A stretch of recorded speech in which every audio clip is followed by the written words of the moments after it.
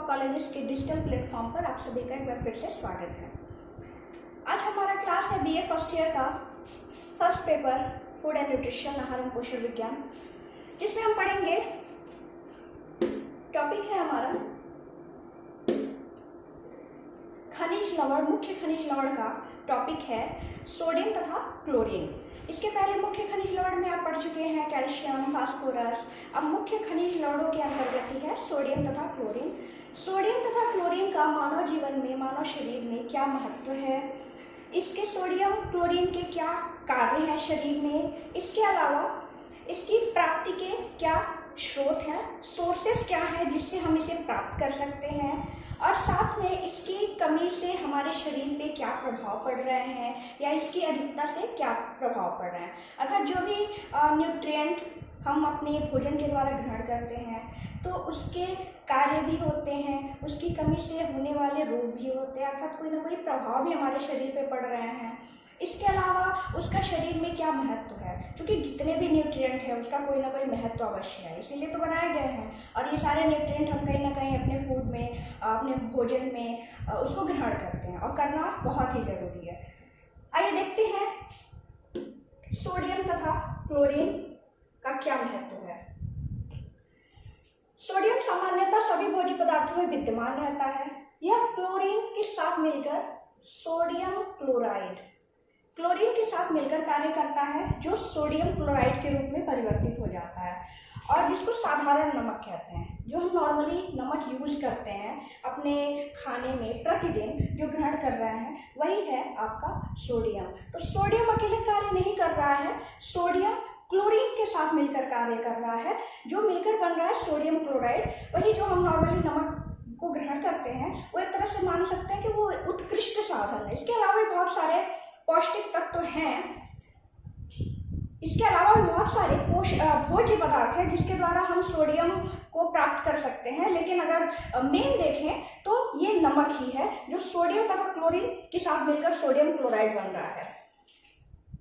यद्यपि सोडियम सभी भोज्य पदार्थों में अधिक मात्रा में उपस्थित रहता है, फिर भी हमारे दैनिक क्रियाकलापों को संपन्न कराने के लिए सोडियम आवश्यक होता है। एक स्वस्थ वयस्क व्यक्ति के शरीर में लगभग 100 ग्राम सोडियम उपस्थित रहता है।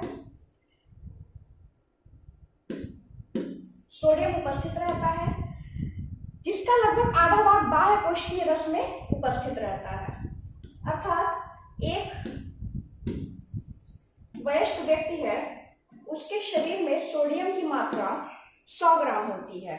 जो भी नॉर्मली एडल्ट मनुष्य है, अगर वो स्वस्थ है, उसके शरीर में 100 ग्राम सोडियम की मात्रा उपस्थित रहती है, जो कि ज्यादातर हम साधारण नमक के द्वारा ग्रहण करते हैं। जिसका आधा भाग बाह्य कोशिकीय रसों में इसका आधा भाग रहता है, यानी 50%, और बाकी का 50% यकृत में तथा रक्त प्लाज्मा में और जो भी तरल ऊतक है हमारे शरीर में मौजूद, इनमें बाकी का 50% रहता है। तो और सारे में आधा बाह्य कोशिकीय रसों में रह रहा है। इसके अलावा जो रक्त प्लाज्मा में है उसमें ज्यादा है, मतलब बाकी के तरल ऊतकों में है, मांसपेशियों में, यकृत में है। इन सारे चीजों को मिला के अगर देखें तो रक्त सीरम में ज्यादा सोडियम की मात्रा पाई जा रही है आधे में से। अब आते हैं सोडियम प्राप्ति के साधन। सोर्सेस क्या क्या है सोडियम प्राप्ति के।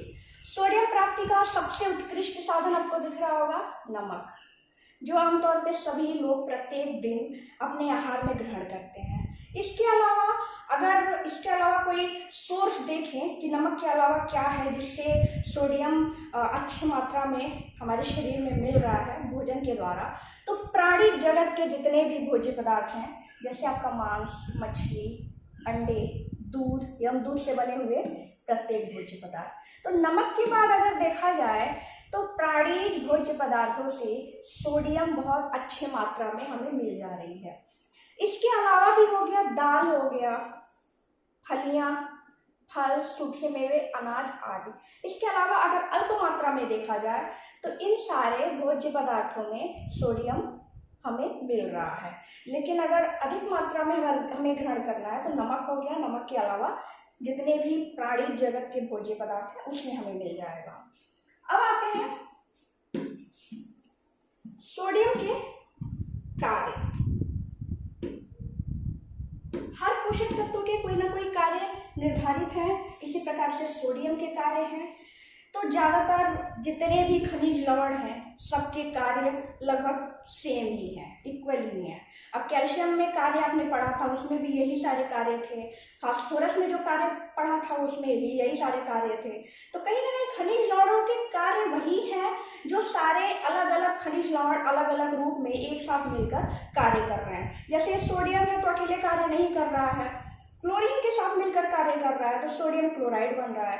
वैसे कैल्शियम था तो कैल्शियम भी अकेले कार्य नहीं कर रहा था, कैल्शियम फास्फोरस के साथ मिलकर कार्य कर रहा था और फास्फोरस कैल्शियम के साथ मिलकर कार्य कर रहा था। तो एक दूसरे से जुड़ के कार्य कर रहे हैं। तो एक तरह से खनिज लवणों के कार्य लगभग सब वही हैं। जैसे इसमें भी आपको कार्य दिख रहे होंगे, अम्ल क्षार के संतुलन को नियंत्रित करना। हमारे शरीर में जो भी अम्ल क्षार है उसके उसमें संतुलन बनाए हुए रखता है। जो ब्लड सीरम है तो ब्लड सीरम में रक्त को ना बहुत अधिक अम्लीय करने देता है ना बहुत अधिक क्षारीय करने देता है, इसीलिए अम्ल क्षार के संतुलन को सोडियम मेंटेन करके रखता है, संतुलन बना के रखता है। फिर है जल संतुलन में सहायक। अगर हमारे शरीर में सोडियम की मात्रा अधिक हो जा रही है तो कहीं ना कहीं पसीने के द्वारा बाहर निकल रहा है, तो शरीर में जो जल का संतुलन है वो सही मात्रा में बना हुआ है। जब भी हम नमक का सेवन ज़्यादा करते हैं या मतलब हम सोडियम का सेवन कर रहे हैं तो कहीं ना कहीं पसीने के द्वारा वो उत्सर्जित हो रही है। जब पसीने के द्वारा उत्सर्जित हो रही है तो कहीं ना कहीं शरीर में जो जल का संतुलन है वो सही बना हुआ है और सही प्रकार से कार्य कर रहा है। फिर है मांसपेशियों के संकुचन में सहायक। मांसपेशियों के संकुचन में सहायक कैल्शियम भी कर रहा था, फास्फोरस भी कर रहा है, ये भी कर रहा है। अगर मांसपेशियों का सही प्रकार से संकुचन नहीं होगा तो बहुत अधिक पीड़ा होगी, बहुत अधिक दर्द महसूस होगा, मतलब मांसपेशियों में बहुत ऐंठन होगी, बहुत पीड़ादायक होगा। तो अगर कमी हो जा रही है तो मांसपेशियों का संकुचन सही प्रकार से नहीं होगा। तो सारे खनिज लवण सही मात्रा में हमें ग्रहण करना जरूरी है, क्योंकि अगर एक भी कमी हो गई तो सारे कार्य पे इफेक्ट पड़ेगा। तो क्योंकि सब एक दूसरे से जुड़ के ही कार्य कर रहे हैं तो सभी खनिज लवणों की, मिनरल्स की मात्रा सही मात्रा होनी चाहिए हमारे शरीर में। फिर है हृदय की धड़कन की गति को नियमित करना। हृदय की धड़कन की गति को सोडियम नियंत्रित कर रहा है। हृदय के आसपास जो तरल ऊतक हैं उसमें सोडियम की मात्रा रहती है, जो कि कहीं ना कहीं हृदय की गति को संतुलन बनाए रखने में सहायक होता है। फिर समस्त अंगों को क्रियाशील बनाए रखने में सहायक। जितने भी अंग हैं वो सारे कार्य तभी करेंगे जब वो स्वस्थ रहेंगे, और स्वस्थ तब रहेंगे जब सारे न्यूट्रिएंट हमें मिलते रहेंगे। तो खनिज लवण कहीं ना कहीं शरीर के अंदर आंतरिक भागों को सही प्रकार से क्रिया करने में सहायक प्रदान करता है। तो खनिज लवण मिनरल्स में जितने भी उसके अंदर मिनरल्स हैं वो सारे कार्य कर रहे हैं, मिलके कार्य कर रहे हैं। तो अगर हमारे बॉडी के प्रत्येक अंग सही प्रकार से क्रिया कर रहे हैं तो कहीं ना कहीं हमारे शरीर में मिनरल्स सही मात्रा में है, और अगर काम नहीं कर रहा है तो कहीं ना कहीं मिनरल्स की तो कमी है, अधिकता भी हो सकती है। सिर्फ कमी से प्रभाव नहीं पड़ता है बल्कि अधिकता से ही प्रभाव पड़ते हैं। तो अगर हमारे शरीर के प्रत्येक भाग सही प्रकार से कार्य कर रहे हैं, आंतरिक भाग या बाहरी भाग, तो कहीं ना कहीं हमारे शरीर में पौष्टिक तत्व सही मात्रा में है, मिनरल सही मात्रा में है। अब आते हैं सोडियम की कमी का प्रभाव। सोडियम की कमी से हमारे शरीर पे क्या प्रभाव पड़ता है? तो सोडियम की कमी से जो प्रभाव पड़ता है उसको हाइपोनेट्रेमिया बोलते हैं। ये कोई रोग नहीं है, एक नाम है कि अगर सोडियम की कमी हो गई तो क्या प्रभाव पड़ेगा, तो उसको हाइपोनेट्रेमिया बोलते हैं। ज्यादातर सोडियम की कमी होती नहीं है शरीर में, क्योंकि सोडियम बहुत अल्प मात्रा में आवश्यक है, और जो भी प्रतिदिन हम भोज्य पदार्थ ग्रहण करते हैं उसमें सोडियम भी मिल जाता है। जैसे आप कैल्शियम के बारे में पढ़े थे, फास्फोरस के बारे में पढ़े थे, तो उसमें आप दूध का सेवन कर रहे थे, मछलियों का सेवन कर रहे थे, तो ये सारे प्राप्ति के स्रोत आपको बाकी के खनिज लवण में बताया गया था। तो बाकी के खनिज लवण का जब आप सेवन कर रहे हैं तो उसमें सोडियम भी मिल जा रहा है, और सोडियम जब मिल रहा है तो शरीर में इसकी कमी नहीं रह रही है। इसके अलावा जब हम नमक का सेवन कर रहे हैं, क्योंकि नमक हम स्वाद के लिए सेवन करते हैं, उसका स्वास्थ्य की दृष्टि से बहुत कम लोग देखते हैं, लेकिन जब हम स्वाद के लिए उसका सेवन कर रहे हैं तो उसका स्वास्थ्य पे भी, हमारे हेल्थ पे भी असर पड़ रहा है। तो सही मात्रा में हम अगर नमक का सेवन कर रहे हैं तो उसकी कमी नहीं रहेगी, जिससे कोई इफेक्ट नहीं पड़ेगा। अगर बाय द वे कमी हो गई तो उसको हाइपोनेट्रेमिया बोलते हैं। ये ज्यादातर गर्म प्रदेशों में देखने को मिलते हैं। जो गर्म प्रदेशों में लोग रहते हैं, तो अगर उनका शारीरिक श्रम, अगर फिजिकल एक्टिविटी उनकी बहुत ज़्यादा है, वो ज़्यादा अधिक क्रियाशील व्यक्ति हैं, शारीरिक क्रियाशील व्यक्ति हैं, तो जब ज़्यादा वर्क करेंगे तो पसीना भी ज़्यादा निकलेगा, और जब पसीना निकल रहा है तो कहीं ना कहीं सोडियम की मात्रा भी उनके पसीने के साथ निकल रही है। तो अब ऐसे कंडीशन में सोडियम की कमी हो जाती है, और मतलब रेयर केस में ही होता है। अगर सोडियम की कमी हो गई तो उसके क्या प्रभाव देखने को मिलते हैं, इसमें कारण क्या है सोडियम की कमी होने के?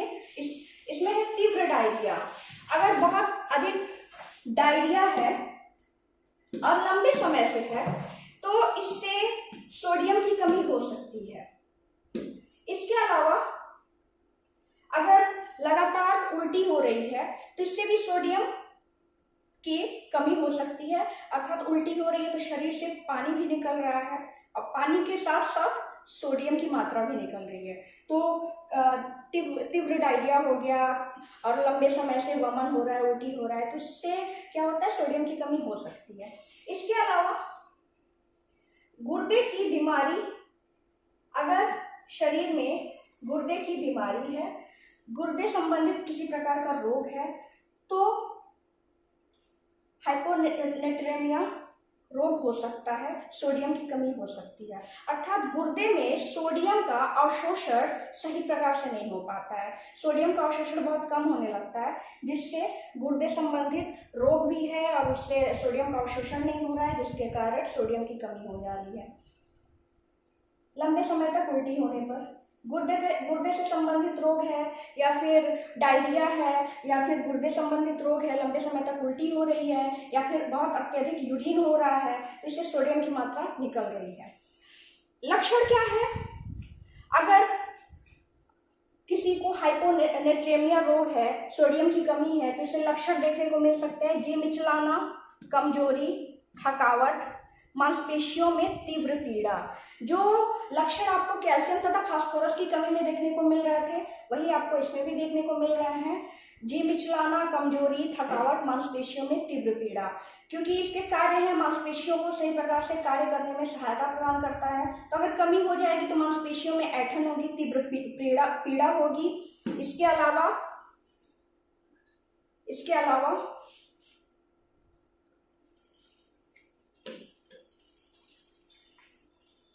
थकावट महसूस होगी, कमजोरी महसूस होगी, क्योंकि कहीं ना कहीं यूरिन के द्वारा या फिर पसीने के द्वारा बहुत ज़्यादा सोडियम की मात्रा निकल जा रही है। जब सोडियम की मात्रा निकल जाती है तो क्या होता है, अचानक से चक्कर आने लगता है। जैसे एग्जाम्पल, नॉर्मली अगर कोई व्यक्ति धूप में बहुत देर तक काम कर रहा है और शारीरिक श्रम बहुत अधिक कर रहा है, तो क्या होता है, पसीने बहुत ज़्यादा निकलने लगते हैं, और वो कहीं ना कहीं अगर अनफिट है, उसके शरीर में पौष्टिक तत्वों की मात्रा कम है, तो बहुत जल्दी वो थक जाएगा, और कहीं ना कहीं हो सकता है उसे चक्कर आने लगे, उसका जी मिचलाने लगे, मतलब बेचैनी सी होने लगे। तो क्या होता है, नमक और चीनी का घोल दिया जाता है उसको।